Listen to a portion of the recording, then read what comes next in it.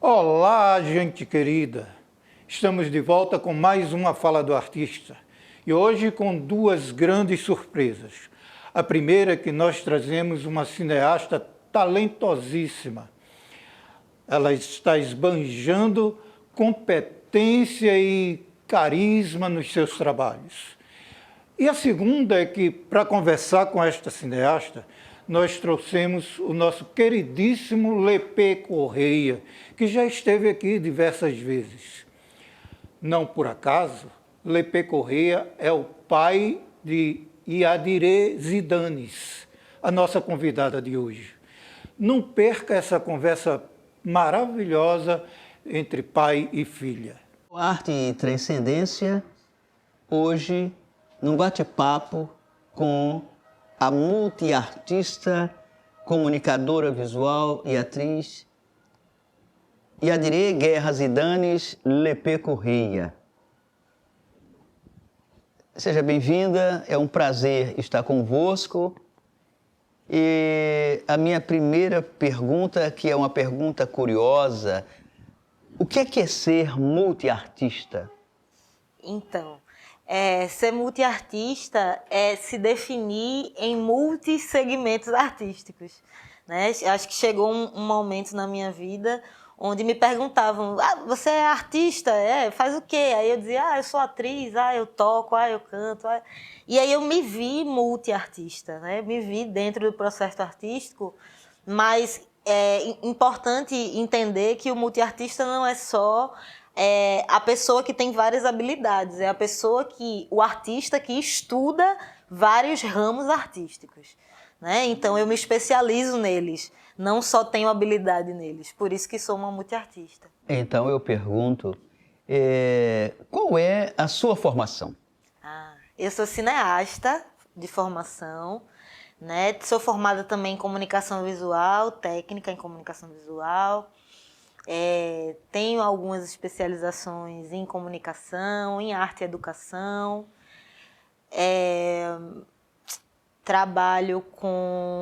Estou atuando mais em cinema realmente, porque acho que é o segmento que está me dando, mas eu tenho a formação de atriz, né? O Poste é um lugar que me acolhe muito e que eu estou em formação lá também. Estou fazendo antropologia teatral por lá, mais uma especialização, né? E seguindo para mais, estudando para o mestrado e... Quer dizer que uma das suas especialidades é fazer especializações. O meu pai... O seu pai... O meu pai, eu acho que ele me deu uma base muito clara da importância acadêmica que a gente tem para com o nosso povo, assim. Eu acho que ser uma mulher preta, uma menina negra jovem, né? Eu entrei na faculdade com 16, então eu era realmente jovem, e já está perto de uma outra especialização e está entendendo o que é o reflexo de estar na academia, né? Porque eu estava esses dias conversando com uma amiga e ela disse como é cansativo para a gente estar na academia e viver com brancos performando intelectualidade, falando da gente, né, da nossa vida, dos nossos processos. Então, estar e ocupar esses lugares, eu acho que foi algo que eu aprendi desde muito nova, a necessidade de estar ali, sabe? Ou seja, você vai se tornando, ao longo de suas atividades, a própria sujeita ou sujeito, como chama a academia, da enunciação, dizendo para que veio, de onde veio, por que veio e para quem você fala. Sim.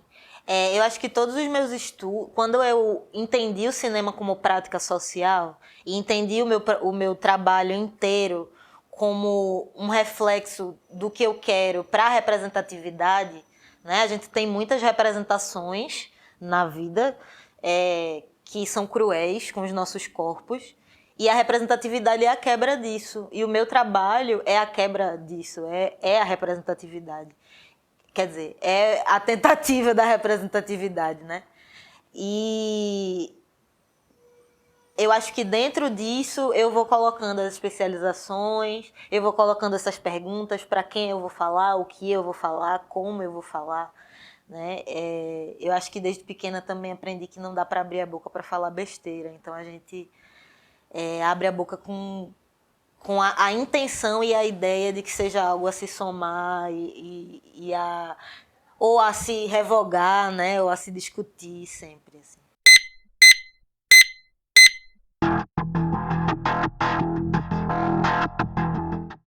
Você fala do cinema como prática social. Aí eu lhe pergunto, dentro do cinema como prática social, uma das propostas do cinema como prática social é escrever as narrativas dos silenciados. Como é que é isso? Isso. Nossos corpos, eles foram silenciados, né? Eles são trazidos e a cultura não é ligada, as línguas são misturadas, as pessoas são maltratadas e, enfim, de toda forma a gente entende como foi a colonização e o racismo aqui no nosso país de forma muito trágica e violenta, né? Então, a gente não tem narrativa. O estudo que eu faço, né, é do silenciamento dos corpos negros em cena. Então, mesmo em cena, os nossos corpos são silenciados. São colocados a partir de representações dentro de serviçais, E o problema não seria estar nessa representação. O problema é que essa é a única representação que nos abarca. E dentro do cinema como prática social, a necessidade de trazer a gente para protagonizar as nossas narrativas é trazer a possibilidade desse corpo viver as experiências. Não tirando dor, não tirando... Isso a gente sabe que existe e que vive e eu posso retratar isso, mas por que também eu não posso retratar amor? Por que também eu não posso retratar o cotidiano? Por que também eu não posso retratar a felicidade? Sabe? Então a minha fantasia é que você traz uma proposta de um novo imaginário, uma vez que o imaginário é formado pelas representações sociais, há um cansaço da negra artista de viver esse imaginário já construído pela colonização e trazer um novo imaginário mostrando outra representação social para a pessoa negra. Isso. A ideia é que a gente mude, experimente, entregue vivências. Eu gosto muito de Bell Hooks, leio muito Bell Hooks. E no livro dela, Olhares Negros, Raça e Representação, ela fala sobre o olhar da espectadora preta. E ela diz que, por muitas vezes, essa espectadora vai ao cinema sem ao menos esperar uma representação, uma representatividade, na verdade, né? Ela vai já tão cega nesse processo que a gente não espera que isso exista. E eu acho que quando a gente vem com esse cinema novo, esse cinema, né, como prática social, esse cinema experimental, esse cinema negro, esse cinema onde a equipe é majoritariamente preta, onde o elenco é majoritariamente preto e onde a história sai, né, do que a gente está acostumado a ver e o que a gente está cansado de reproduzir. Aí eu lhe pergunto, e como é que se desenvolveram as suas primeiras atividades? Olha, eu comecei a tocar, acho que com uns 5 anos mais ou menos, com meu pai, num grupo musical chamado Boca Coletiva. E aí lá eu aprendi a noção de ritmo, voz, aprendi a tocar os instrumentos de percussão, os primeiros instrumentos de percussão, carrom, maraca, maracá, ganzá, enfim. Essas coisas que eu fui começando a ter noção, e aí depois passei para o atabaque, né? Essas outras coisas que eu pandeiro, tudo isso eu fui aprendendo dentro disso. Depois eu acho que na verdade na mesma época eu também fazia dança e isso também me trazia esse movimento cultural que sempre estava muito presente na minha família, enfim, em tudo. Mas eu acho que os meus projetos começaram a acontecer mesmo na minha virada do ensino fundamental para o ensino médio, quando eu fui para a ETEPAN, né, a escola técnica onde eu me formei em comunicação visual. E lá eu criei uma oficina chamada Te Percebe, que é uma oficina de expressão corporal e ritmo, né, onde eu trabalho o autocuidado e a identidade de pessoas negras, de adolescentes negros, na verdade, a partir da movimentação do corpo e de uma atividade guiada, né, a partir da minha voz e de poesia, enfim, de música. E aí eu acho que a partir disso eu fui criando, também tinha um projeto chamado Adote uma Memória, que a gente adotava a memória de presos políticos na época da ditadura militar e fazia uma releitura, né, das memórias deles e apresentava como curta, e aí eu já comecei a fazer audiovisual sem nem saber, né? Então eu já apresentava curta, inclusive foi a partir do Adote a gente ganhou um concurso de curtas no Rio de Janeiro. E eu conheci uma diretora chamada Yasmin Tainá, que é uma diretora incrível do Rio de Janeiro, que, enfim, hoje é reconhecida e está com uma série na Amazon, ela é incrível. E foi uma diretora que acreditou em mim, sabe? Que confiou, que, enfim, tirou uma foto comigo. Parece pouco, mas ela disse... Eu tinha, o quê? 15, 16 anos, e aí ela disse... Yadire é uma jovem diretora, então ali ela me colocou como diretora, ali eu acreditei no meu potencial, tendo uma mulher preta diretora, né, periférica, enfim, todos os processos, acreditando no meu trabalho antes de eu entender que era um trabalho. Então quer dizer que você não fez audiovisual sem saber. Você fez audiovisual antes de entrar para uma formação acadêmica para o que fazer do audiovisual. Mas você já sabia intuitivamente, você já tinha essa pegada, como vocês chamam, né, que eu sou mais velho, essa pegada. Então você já sabia intuitivamente fazer audiovisuais, tanto é que ganhou um prêmio. Né? Então não era, eu estou aqui entrando para interpelar a sua fala, que não era sem saber, era sem ter o conhecimento acadêmico disso, Técnico, né? né? Técnico, acadêmico disso aí.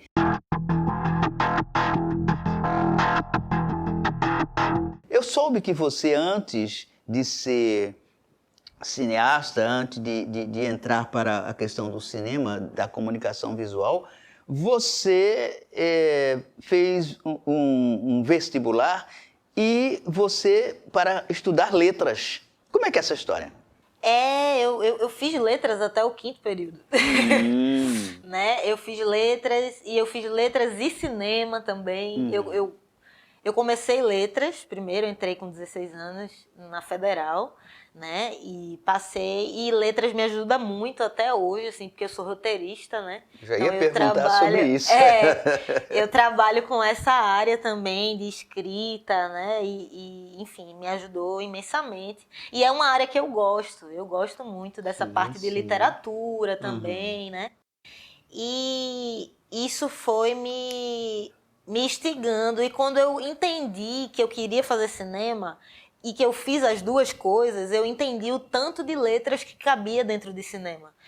Entende? Então, você é também roteirista, preparadora de elenco, produtora e assistente de direção. E quantos roteiros, por exemplo, seus já foram aprovados? Você tem uma ideia, uma lembrança?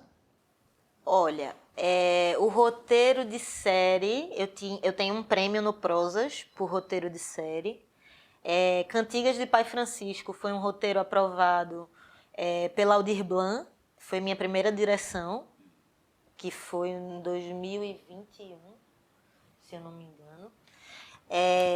E aí, agora eu estou fazendo outros roteiros, mas tem o doc, tudo em nossas mãos, nada sem nós, tudo em nossas mãos.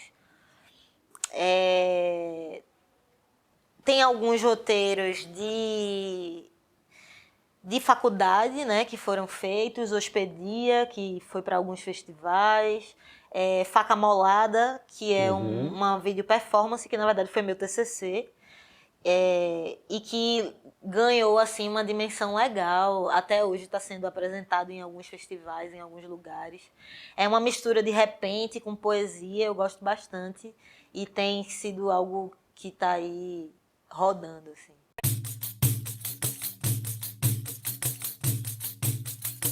Sigo presente na estrada, amor é faca molada, armada de amor ao dente, certamente machucada, bravura de amor é medo, medo latente que escorre, paixão é medo e desejo, entregue transformação, mais livre que furacão, nem que tu queira tu corte, e antes de entrar pela porta bate e pede permissão.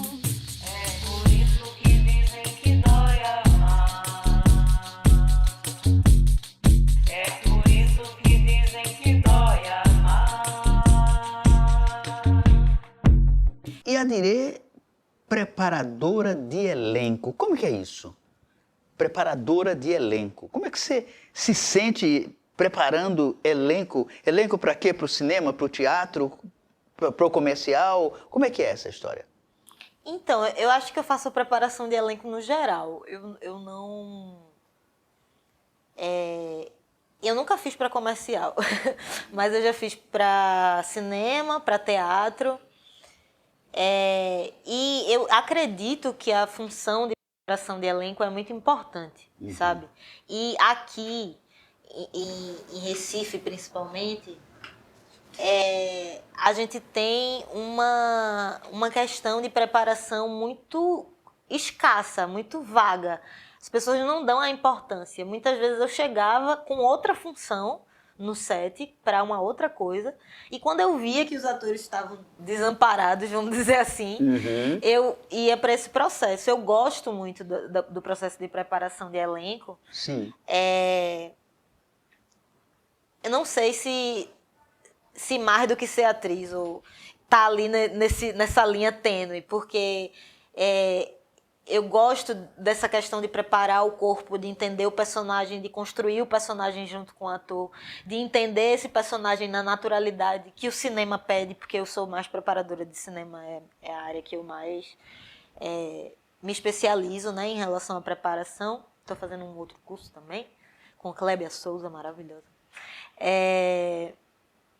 E aí esse processo de preparação, ele veio muito também, vem dessa parte de expressão corporal, né? De entender a necessidade de preparar um ator e não colocar ele como um cabide e um robô, né? Do tipo, botou a roupa, faz isso que eu quero, e não existe, né? Precisa se ter tato, cuidado, construção, treinamento, estudo, né? As pessoas têm uma visão vaga de que a gente tem um dom.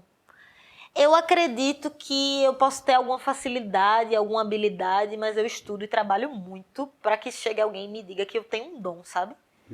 Eu acho que esse processo do divino está em outro lugar. Está em outro lugar. Está em outro lugar. Eu acho que eu preciso trabalhar e estudar muito. Sempre precisei trabalhar e estudar muito para ser reconhecida, para ter o meu trabalho da melhor forma possível, sabe? Então, teve uma mulher que chegou para mim e fez: ai, nossa, eu queria ter esse dom de fazer cinema. Eu disse: eu também, porque eu passei 4 anos na faculdade, e se eu soubesse que era um dom, eu não tinha feito. Então, isso é que é divino. Isso é que é divino, né?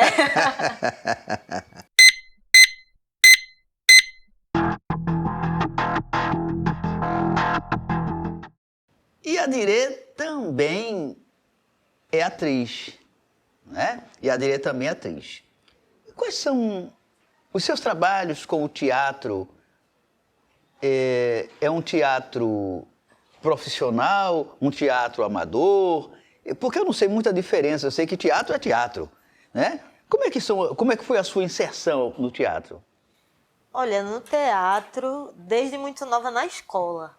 Tudo que tinha, eu entrava e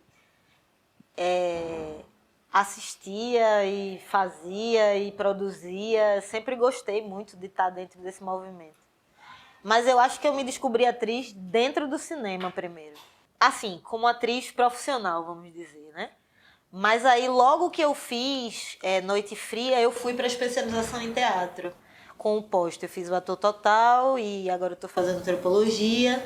Tive a honra de ser dirigida por Samuel. Durante a pandemia, a gente fez uma parceria e eu tive uma performance dirigida por ele. Já fiz aquelas peças clássicas, né? Shakespeare, até peças mais de rua, de cunho político. Então, eu acho que na minha vida não existe também essa separação entre teatro profissional e teatro amador. Acho que para mim tudo sempre foi teatro. E agora teatro e cinema, onde como preparadora eu também entendo a diferença crucial que se tem em uma coisa e outra, em uma atuação e outra. E gosto e amo as duas, assim, de verdade. As duas coisas. As duas atuações. As duas atuações. Eu pensei que eram as duas coisas. O cinema e o teatro. Também. Né? As duas o cinema... atuações. Atuações no teatro, atuações no cinema. E o cinema e o teatro. Vamos Eu vou trazer uma terceira coisa. Diga. Dizem que não se diz mais essa palavra, mas eu vou dizer porque eu tenho idade para isso. Como é que é Iadire a poetisa? Ai, eu amo esse negócio. Eu não gosto de ser chamada de poeta. Não é? Porque, olha, eu fiz letras. Sim. Né? E assim, o artigo tá aí. Se eu posso definir, por que eu não vou definir? Eu fiz uma poesia. Sou poetisa com artigo A em definição porque resisto. Pois entrei em desuso e o poeta ganhou o clássico uso de gênero comum. Sou poetisa podendo, mesmo que temem, pois sou uma correta gramatical, que me usem até que eu vire característica marginal, mas que eu volte. Eu sou comum, podendo ser definida. Eu sou poeta, podendo ser poetisa. Eu sou mulher e me defino. Eu sou poetisa. Eu vou chamar a plateia, aquela que faz... né? Que coisa linda. Então, essa Iadire, é isso que lhe dá, fazendo outra fantasia, que lhe dá o impulso para ser uma produtora. Porque você produz de qualquer coisa. Você utiliza os momentos, você utiliza as oportunidades, você utiliza os acontecimentos para produzir algo, como você agora produziu, né, a partir de uma palavra. Eu pergunto, como é que Iadire é a produtora de cinema, a produtora no teatro? Como é que é isso aí? Olha, acho que um pouquinho, voltando só um pouquinho em relação ao improviso, né, a essa questão de produzir tudo e com qualquer coisa fazer algo, eu venho de um amor pelo rap desde sempre, então eu venho sempre com a minha cabeça em freestyle, né, em verso livre. Então eu estou o tempo todo rimando, o tempo todo juntando, o tempo todo conectando, e isso me ajuda bastante. Eu gosto de fazer verso livre, eu gosto de falar no improviso. Eu acho que isso me dá vida à minha poesia, sabe? Por mais que eu tenha algumas poesias essa decoradas e que eu falo porque são poesias que marcam, mas eu gosto das poesias que eu entrego. Porque essas poesias que eu faço de verso livre, eu entrego e depois normalmente eu não lembro dela. Mas eu gosto desse movimento. Em relação à produção, com a poesia eu ganhei visibilidade, com o cinema eu ganhei técnica. E aí eu passei a produzir também, por uma questão organizacional. Eu nunca fui da câmera, tecnicamente falando, assim. Eu não tenho essa aptidão com ISO, com luz, abertura, fechamentos. Eu sei tecnicamente porque eu estudei para isso, então o básico eu consigo desenrolar. Mas eu prefiro botar os meus amigos maravilhosos e amigas maravilhosas para fazer essa parte, porque eu já estou em outras tantas partes, né? Eu não preciso também fazer tudo. Mas eu sempre estou normalmente nessa outra área. E a área de produção é uma área que eu gosto muito, porque é uma área que mexe com o processo organizacional. Eu tenho uma proximidade com esse processo, assim. Tanto como produtora, tanto como assistente de direção. Eu me coloco nesses dois polos, nessas duas funções, eu me coloco como um polo de organização. Porque era uma coisa que eu ia perguntar, que uma coisa chamava a outra, né? Esse desejo de fazer e essa aptidão para fazer lhe chama para ser diretora ou assistente de direção. E como assistente de direção, você se sente mais à vontade de que como produtora? Ai, que pergunta difícil, mas eu não sei. Eu acho que depende do projeto, depende de como as coisas acontecem. Eu gosto bastante desses dois processos, mas eu acho que o mais confortável para mim mesmo é estar preparando o meu elenco. Eu gosto muito de fazer o roteiro, preparar o elenco. Dirigir também é uma coisa que eu gosto. Mas a assistência de direção, em específico, me traz muita experiência, né? Eu tive experiências com Marcelo Pedrosa, com Marcos Carvalho, né? E essas pessoas me trouxeram muita base, porque tem uma experiência em cinema muito grande. E aí me trouxeram uma base tática mesmo. O set ele tem outro ritmo, né? A gente costuma dizer isso. O set tem outro ritmo, são 12 horas aí de uma frenética imensa. E você tá na assistência de direção, você tem set para tomar conta. Você tá ali na ordem do dia, na organização das coisas, e eu gosto dessa adrenalina da assistência de direção. Você, no início, falou de alguns roteiros que você produziu, algumas coisas. Um dos roteiros interessantes que você produziu, que algumas pessoas falam, foi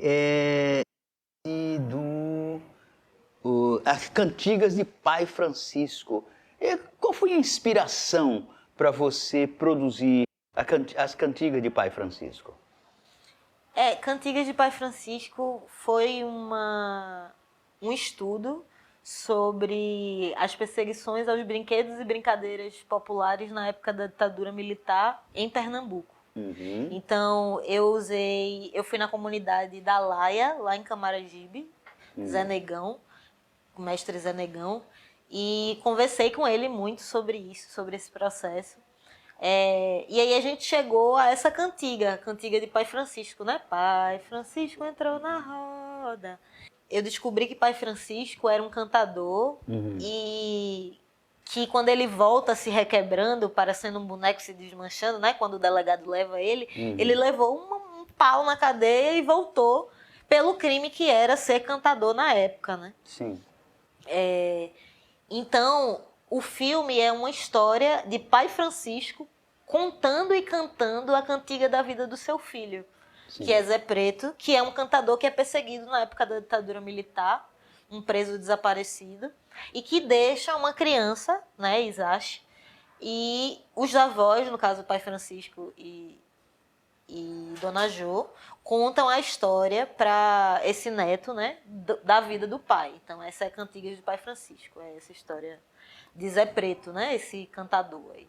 É um cantador que aprendeu com o pai, que cantava junto com o pai e que tinha essa história toda. Fora Pai Francisco, você tem outra produção sua, outro roteiro que você produziu, que você gosta e que também é premiado? Que também é premiado. Tem Faca Molada, né? Sim. Que passou na Caixa Cultural, no Cine... Ai, meu Deus. Desculpa, eu esqueci o nome. Mas numa exibição de filmes de cinema universitário e na Caixa Cultural. E está concorrendo a outros editais agora. Eu gosto bastante de Faca Molada porque é um estilo que eu gosto, assim, o repente e a poesia no meio é um lugar que eu gosto de escrever, que eu gosto de cantar e de recitar, eu gosto dessa parte, então é um xodozinho, sabe? A performance ainda é feita por mim, dançada por mim, então teve muito trabalho, foi meu TCC, então eu estudei muito, né, em cima disso. E aí eu tenho um carinho especial por Faca Molada, eu acho um texto forte também.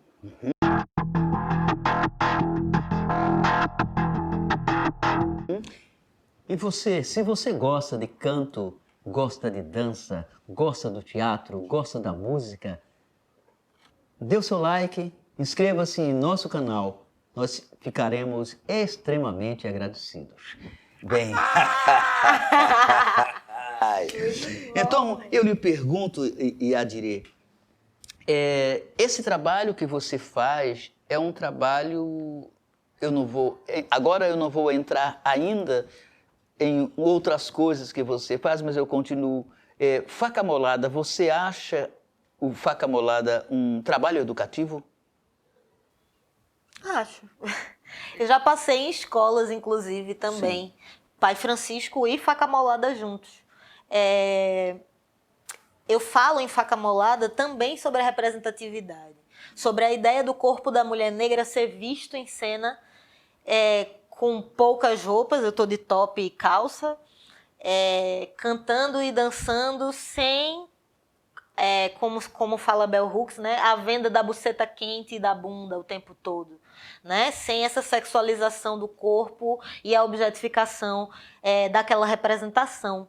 Então, falar de amor a partir de Faca Molada, ter um corpo indefesa o tempo todo e mesmo assim falar de algo delicado que é o amor, mas que é forte, mas que é complexo e permitir que a gente viva essas experiências.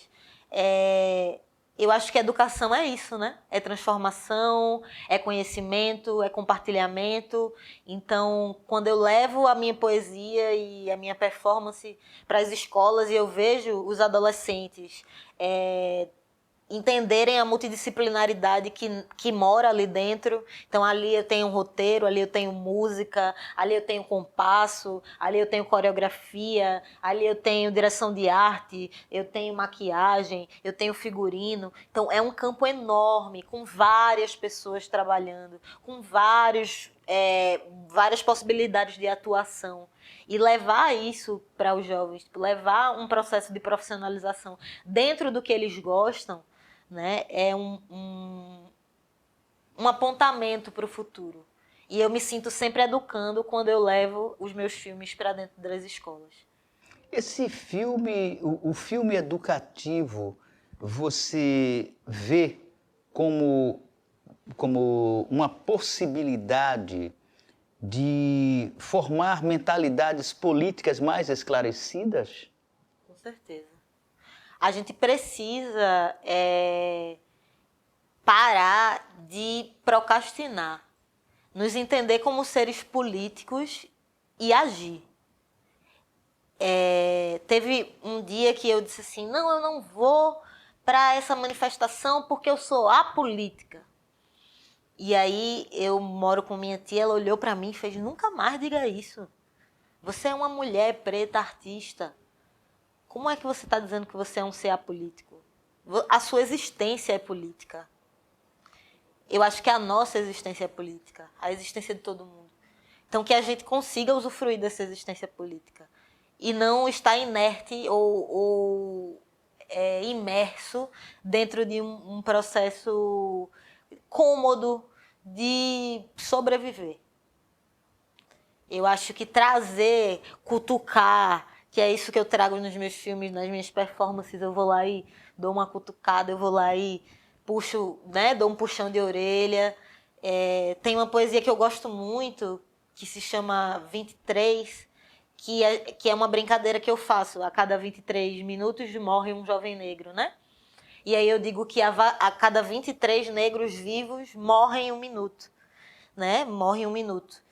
E eu faço uma brincadeira com a poesia que me traz uma ideia de que a gente precisa levantar para essa política, para essas ações políticas. E não necessariamente ações partidárias. E eu acho que é isso que a gente precisa também entender. Que as nossas ações políticas, elas não precisam ser partidárias, mas elas precisam ser cotidianas. Ou seja, elas precisam ser ações de participação, né? Ações participativas. Eu estava vendo ultimamente o Grêmio das escolas, tentando ressuscitar os grêmios, mas essa ressurreição já com um cunho partidário. E eu me enxeri e fui dizer às pessoas, gente, fazer política estudantil é fazer política estudantil. Você pode ter seu partido naturalmente, mas a política estudantil ela tem outra cara e ela tem um outro objetivo. Sim. Porque o estudante, como você sabe disso, quando você faz essa história, precisa compreender o papel de estudar, a necessidade do estudo e do conhecimento. Você acha que os seus filmes, as suas produções, elas poderiam ajudar também a esses grêmios que surgem hoje nas escolas para dar botar sal nesse afã de fazer-se presente como ser político nos jovens? Sim, eu acho que não só eles, não só os filmes, como as poesias, trazem para a vivência na escola multidisciplinaridade. Eu sempre falo disso, porque eu trabalho com a arte educação e com a educação inclusiva. E a gente vê a necessidade dessa multidisciplinaridade, a gente vê o resultado dela, na verdade, né? Não só o que ela é, mas o resultado dela. E dentro das escolas, a gente precisa separar a necessidade desse lugar não partidário. Porque eu fiz um movimento na escola, eu lembro, chamado Meu Professor Merece, que na época tomou assim, uma dimensão enorme, com alunos de todo lugar do Brasil, assim. Foi um negócio bem legal, mas que a gente estava para apoiar os professores. Então, a partir do momento que vinham para mim, enquanto liderança, trazer algo a partir do processo partidário, eu vinha com um discurso contrário, dizendo que a gente estava ali apenas para apoiar. Né? Então, as votações não eram nossas, os gritos de guerra não eram nossos. Né? Então, eu acho que existem os lugares que a gente pode atuar e como a gente deve atuar. E a necessidade da representatividade dentro desses estudantes, dentro desse processo estudantil, sem o partido para que abarque mais. Entende? Porque eu acho que o Grêmio tem que estar lá para representar todo mundo. E o quanto mais participativo e menos partidário, a gente abarca mais pessoas. Nessa linha, né?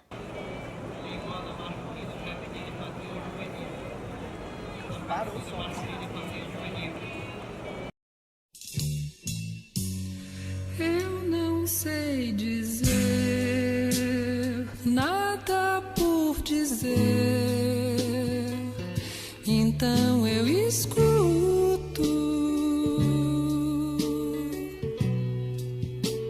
Se você disser tudo o que quiser, então eu escuto.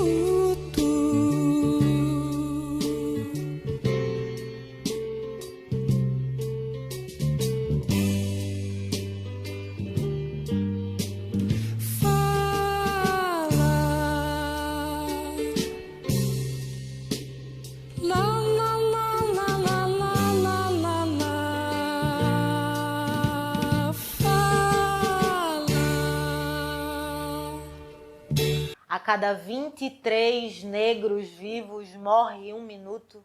Vivemos nossa vida tentando nos salvar a cada segundo. E eles nem precisam contar as horas para viver no futuro.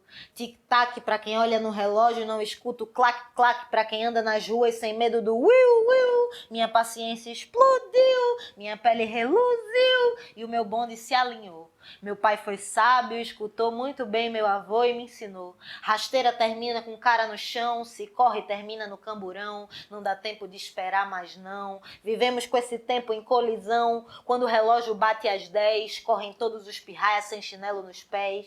Quando o relógio bate às 12, quem será que voltou para casa hoje? Os minutos que dá medo de contar. Tic-tac, bateu 23. Se tá vivo, trata de levantar. Precisamos de você para contar. A cada 23 negros vivos morre um minuto. A cada 23 negros vivos morre 1 minuto. E eu nem sei que horas são. Obrigada. Ei, que horas são? Que horas são? Hora de invenção.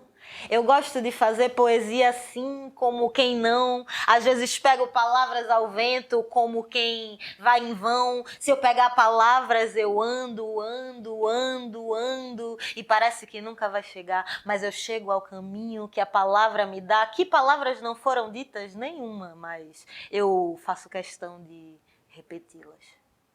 Se vai repeti-las, fazê-las, transformá-las, está ensinando. Se está ensinando, como é Yadirê trabalhando no ensino, com o cinema, a autoimagem, através das libras? Das libras. Eu trabalho num evento chamado Ver Ouvindo, que é um evento de audiovisual e acessibilidade, onde a gente tem libras, audiodescrição, algumas coisas em braille, né? Algumas indicações em braille, interpretação de libras. E aí a gente tem uma semana inteira de vivências com essas pessoas, né, com deficiência, dentro da inclusão no cinema. Então, eu trabalho com educação inclusiva, né, na Fundação Terra, na ONG Semente de Chã, com um professor do interior, dando formação para atuação dentro de sala de aula com crianças com necessidades especiais. E dentro disso, eu levo o cinema como prática, e aí como prática social, mas como prática educativa também, né? E estar com o cinema dentro disso é poder oportunizar essas crianças não só assistir, mas produzir e se ver na tela, que eu acho que é o mais interessante. Então, ao meu ver, você não está dando formação, porque você não está botando ninguém na forma. Você está capacitando essas pessoas, não é, a colocarem as suas potencialidades em ação, não é? Aí, já que fala-se de potencialidades em ação, o que é essa Fundação Terra?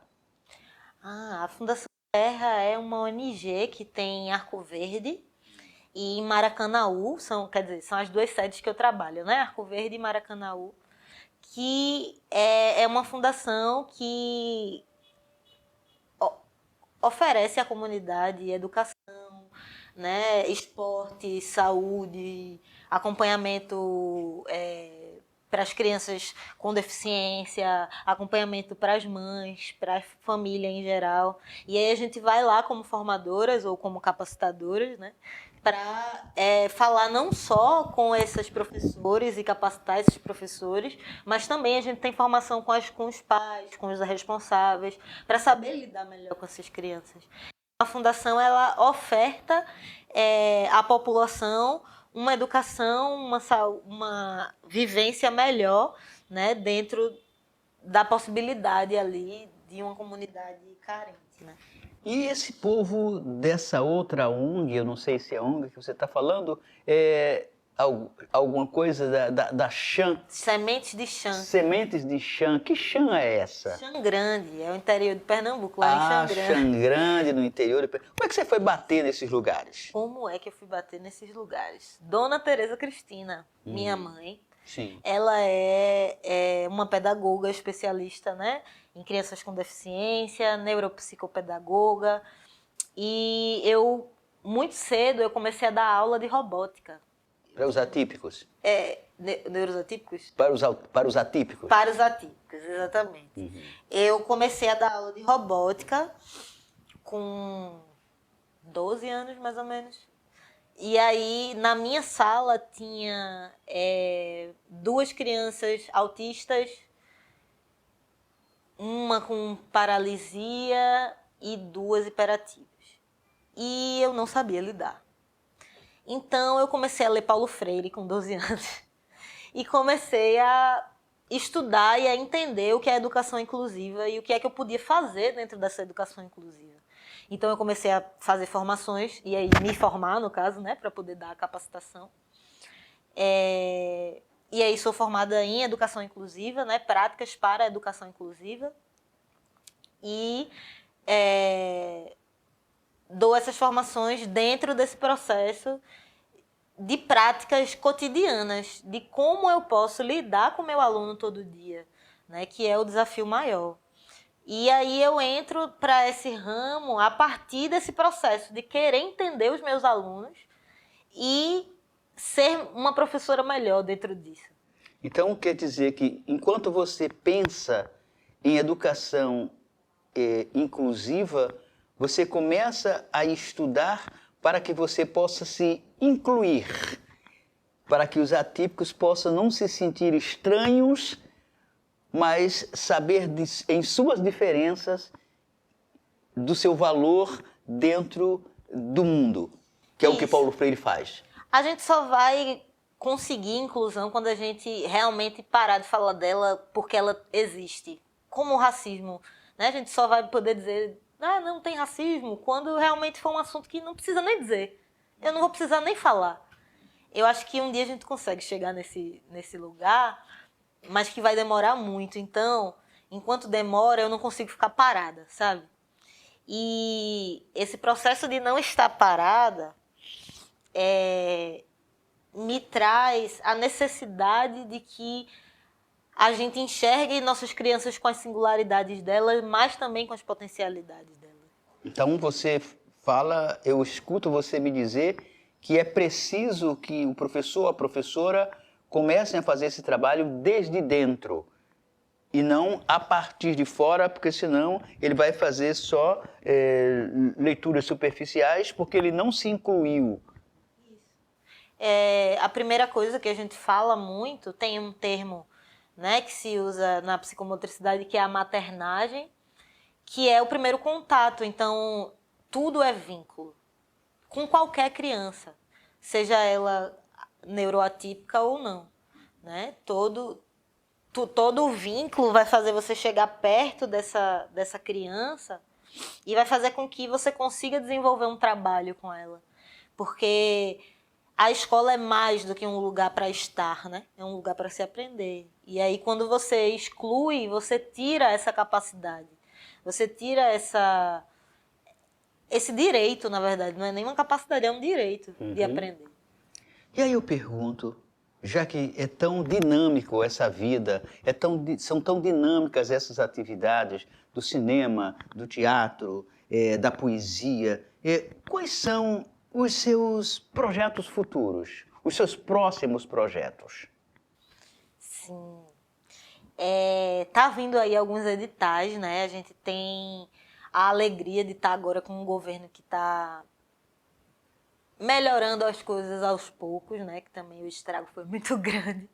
Mas a gente entende o que está acontecendo de melhoria. Você está falando do governo brasileiro? Sim. Assim. E aí, dentro desse processo de editais, eu estou escrevendo um longa, que está quase pronto, uma série. Tem outros projetos em relação à poesia, né, slams e outras atividades. Estou nos cursos, né, de interpretação para cinema e TV, para me especializar mais no processo de preparação. Antropologia teatral, sempre, né, no teatro, que é minha base, sempre foi, e que está me ajudando. A antropologia teatral me ajuda no meu estudo de o silenciamento do corpo negro em cena, que é o meu projeto do mestrado, que a ideia é entrar em análise do discurso, né? O discurso do corpo. E eu vou lançar um livro. Estou organizando ele, né? Vamos ver um livro de poesia aí que já sai.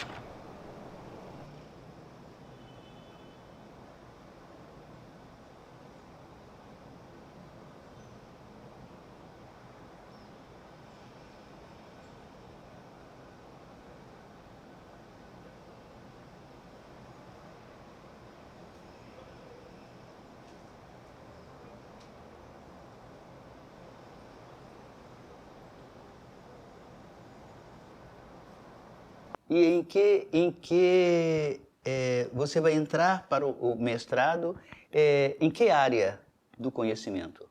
Linguagem, comunicação e linguagem. Isso em comunicação social? Análise do discurso, eu acho que Ou é... em letras? É letras, acho que é letras. Em letras. Uhum. Mas você pode fazer análise do discurso em Em diversas... todas, né? Eu acho que eu ia fazer em comunicação social, porque me dá a abertura para arte e educação e me dá a abertura para comunicação audiovisual e me dá a abertura para análise do discurso. Sim. Eu consigo ter mais... E em educação, se você quiser, também tem uma linha de pesquisa chamada Identidades e Memórias, uma vez que você trabalha também com memórias, e também pode ser muito, muito interessante. Então, esses editais que estão saindo, você acha que demorarão ou estão próximos a ser lançados? Ah, tem... Eu acho que o Fucultura vai sair agora, dia 9, amanhã, o resultado, se eu não me engano. E tem alguns que são agora para o segundo semestre. O segundo semestre na minha vida está bem agitado. Estou com vários projetos ainda bem.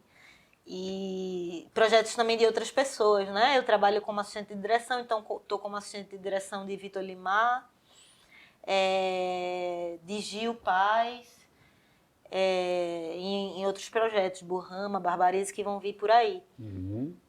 E já trabalhou com Pedro Severinha? Com Pedro?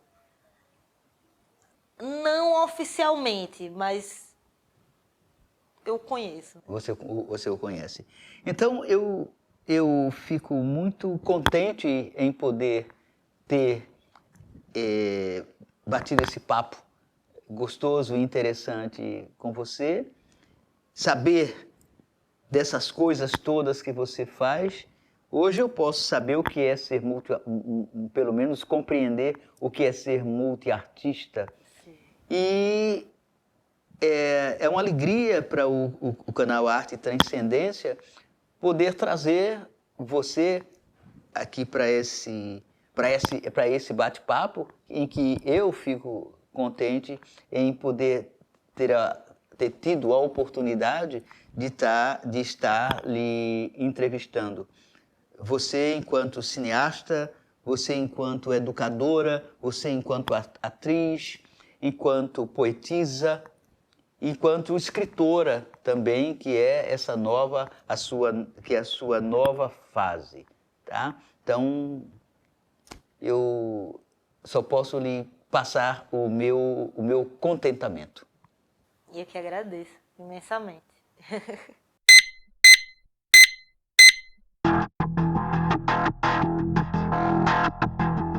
E você não esqueça de dar o seu like e se inscrever no nosso canal. Ficamos extremamente agradecidos e contentes. Sigo presente na estrada, amor é faca molada, armada de amor ao dente, certamente machucada, bravura de amor é medo, medo latente que escorre paixão, é medo e desejo, entregue transformação, mais livre que furacão, nem que tu queira tu corte, antes de entrar pela porta bate pé de permissão. É por isso que dizem que dói amar. É por isso que dizem que dói amar, no mínimo um rasgo na garganta ou tapa na cara, mas amor não corta paras. Repara? É por isso que dizem que dói amar, um baita soco no estômago logo ao te acordar com um balde de água fria, mas amor não se resfria. É só respirar. É por isso que dizem que dói amar, murro em ponta de faca, grito contra o ar, se entrega de bandeja ou reclama que o garçom nunca chega, que prato seria você? Mistura agridoce ou papa ruim de comer, no fim? Mesmas sentenças, mesmas palavras, mesmas crenças, amor é faca de dois gumes, por isso se acostume com as feridas, arranhão nem dói tanto assim. Se quiseres saber de mim, fui em busca da minha amada, porque tatuagem sarada vale a dor e o arder da agulha. Mas se não for amor que cura, vê se pula pra fora daí. Sigo presente na estrada, amor é faca molada, armada de amor ao dente, certamente machucada, bravura de amor é medo, medo latente que escorre, paixão é medo e desejo, entrega e transformação, mais livre que furacão, nem que tu queira tu corte, antes de entrar pela porta, bate e pede permissão, intensa, forte, sem pressa, no amor eu prego peça, se achou que a vida era certa, era só encenação. É por isso que dizem que dói amar. É por isso que dizem que dói amar.